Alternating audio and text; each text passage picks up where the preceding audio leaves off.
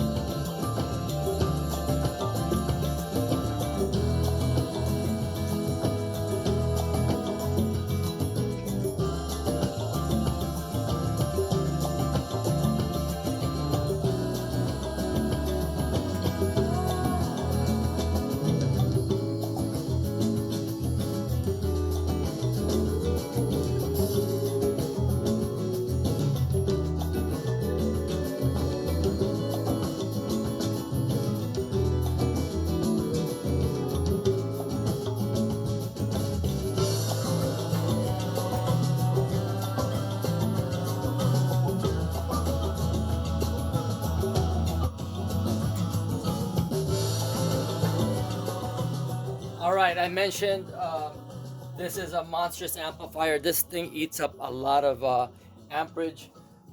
Even on idle, this is it takes up about 4.5 amps, and then average at 20 amps. My power supply doesn't even have the capability of producing enough current to even power this thing up too long. Anyway, I wanted to again show you what this amplifier is like. This is a versatile amplifier. Like mentioned, this is an 8 channel amplifier, and right now it's set up as a 4 channel amp. When you open this thing up, this is where all your setup is going to be. Um, you have modules that you have to get in order to make this thing function and work, and then you have to have different jumpers, um, like these little jumpers to change up the way you want to set up this system.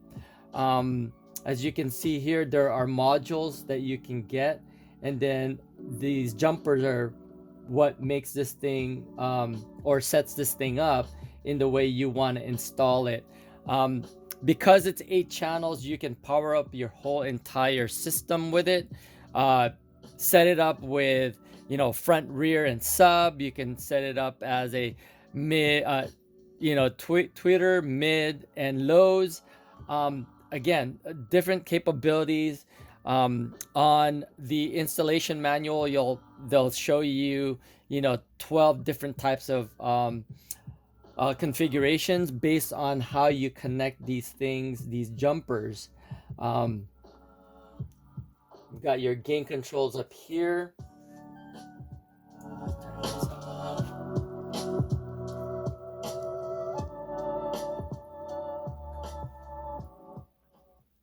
You have your gains. Right now I'm using 1 and I believe 4 as the signal coming in. If I turn this up too high, my power supply pretty much quits because it can only provide up to 6 amps, and this thing is just sucking up a lot of juice. Again, different configurations is based on the module, the crossover modules, as well as these jumpers. This thing again is a monster in terms of what you can do with it. The connections here, let's try to turn this around. You've got channel 1 and 2, 3 and 4, and then 5 and 6, 7 and 8 for your speaker connections. Right now, again, the way I have the jumpers, and I only have a limited number of jumpers, so that means I've set it up to where you're just having 4 channels instead of 8, and then channel 1 and 2 are bridged to be 1 channel, and then another 3 and 4 are bridged to the second channel. So that's, you know, just in stereo. I obviously don't have anything connected to these speakers. Again, you can set this up in different ways, and all you have to do is, again, dependent on how you connect the modules up. One thing that you'll notice is I also jumped this thing in terms of, let's lower this down.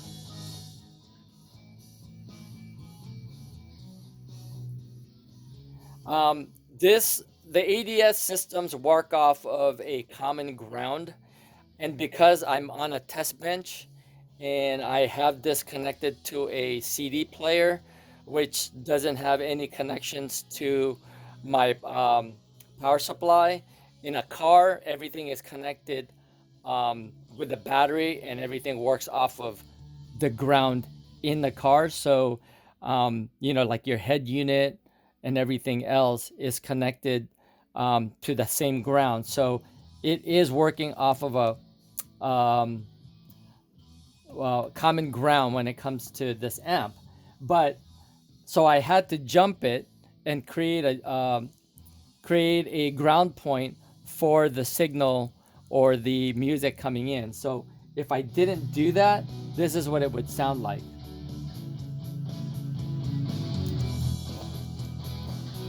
Let's see. I have to take the ground point off.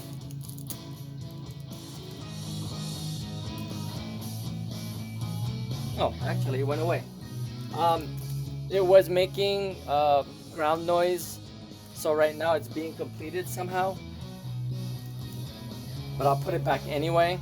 But if you ever have trouble with your amplifier having a lot of noise, you can ground the RCA shield, and that most of the time fixes the issues. I was having issues, so I guess maybe I'm not having it now. Anyway, continuing to this thing, you've got your power indicator here. There's also another module that you can get utilizing this DIN plug. So again, you'll have to look at the manual in order to make that work, but that's an option. And then you've got your fuse here. You'll notice that it's got 30, 30, 20, 20. Again, this thing can suck up a lot of juice with a maximum of 80 amps. Let's turn this around. Oh, there it is. That's what I was talking about.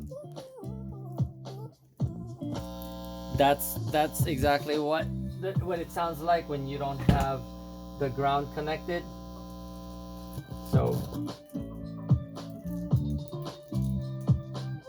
there you go. Just all you have to do is, again, if this was in a normal car, you probably won't have that noise, but because my CD player isn't connected to anything that has to do with this amp, it's creating, it's not completing the signal, so you have to ground the RCA shield. That's just how it is. Anyway, this thing is approximately 16.5 inches wide. This is about 13 inches tall, and 2 7/8 inch thick, and it's about supposedly about 33 pounds. This thing is a monster. You know, these things were again very sought out during those days, even until today. because of its sound quality and performance. It's super heavy because of the power transistors and the large heatsink that it has. But if you've ever wondered what this thing looks like inside, I'm about to show you. So we're gonna unscrew this thing, the plate, and show you what the back looks like. So I'm gonna pause this. Okay, so I've taken the back plate off just to show you what this thing looks like under the hood. This thing's a beast. As you can see here, it's even got large capacitors on the bottom, your transformers, and even the thickness of the wires that they're using. They're using wired wires that are really hefty. I believe that's probably eight aught, or yeah, just the 8 gauge, 8 gauge. I mean, of wiring. Um, I'm not even sure this is a 4 gauge wire, but man, this thing is a monster under this thing. So let's go ahead and do a quick pan on what this thing looks like, if you've ever wondered.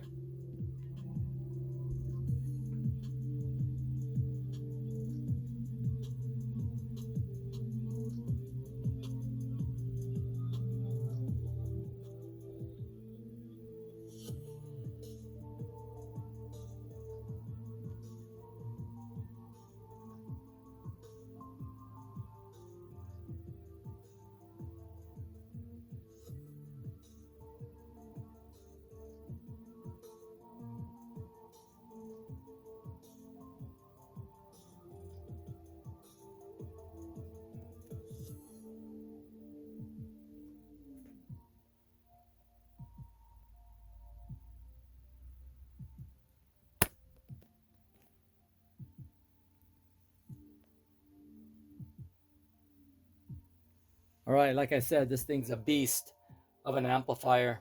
You can see um, how well they made these amplifiers. It's just even beautiful, even inside. Some people who've done really high-end installations have put plexiglass just to show off the um, the internal workings of these amplifiers. But again, I wanted to show you this because it's not something, it's not common to get these amplifiers in your hands. So it's quite nice to be able to see what these amps look like under the hood. Again, lots of large capacitors for storing energy with instantaneous burst of power, and the signals coming out of these things.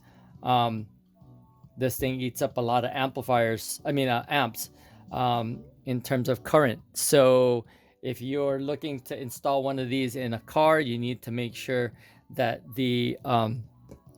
your alternator and your battery is able to supply enough current to be able to even utilize this amp or these kinds of amps.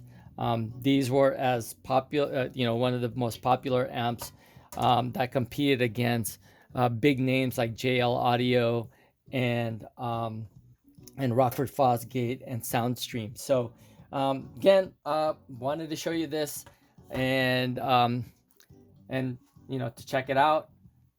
Um, Again, as far as this goes,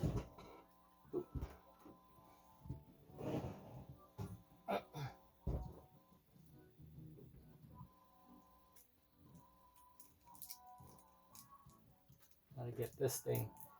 Just again, wanting to ground the RCA shield so you complete the signal.